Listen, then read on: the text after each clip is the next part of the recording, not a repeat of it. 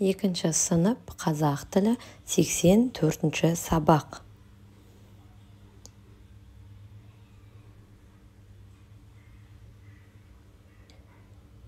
Біздің бүгінгі жобамыз денсаулық зор байлық. Бірінші суреттердің көмегімен сөз жұмбақты шеш.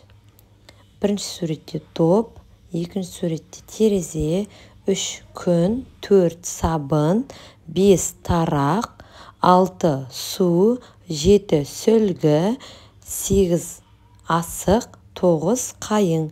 Шешуіндегі сөз туралы білгеніңді айт. Яғни балалар, бұл жерде бізде денсаулық деген сөз шықты. Екінші, денсаулық туралы мақал мәтелдер мен өлең шумақтарын тауып жаз. Бірінші байлық денсаулық. Ауырып ем іздегенше ауырмайтын жол ізде. Ауру батпандап кіреді, мысқылдап шығады. Бұл балалар мақал бізде. Келесі өлең шумағына жол берейік. Денсаулық ол шыныққан барлық денең мүшесі. Денсаулық ол тыныққан жүйке тамыр жүйесі.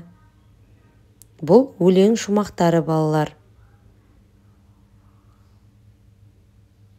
Үшінші тапсырма. Осы тақырыптың мазмұнын ашатын шағын мәтін жаз. Мәтіндегі сөздердің түбірі мен қосымшасын ажырат. Денсаулық баға жетпейтін жалғыз ғана асыл дүние.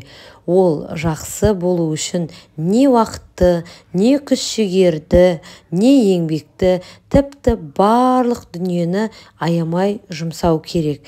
Денсаулық үшін өмірдің бір бөлігіне қиюға болады.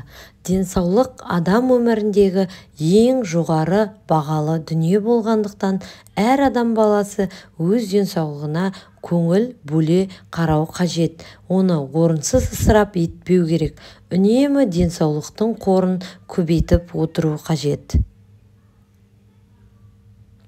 4. Өзіңе ұнайтын спорт түрлерінің тізімін жаса. Оны сыныптастарыңа көрсетіп бағала. Маған футбол, волейбол ойыны қатты ұнайды. Бұл ойындарда топпен жарысасың. Тобыңда футболда 11 адам, волейболда 6 адам болады. Қосымша ауысу үшін тағы да адамдар болады.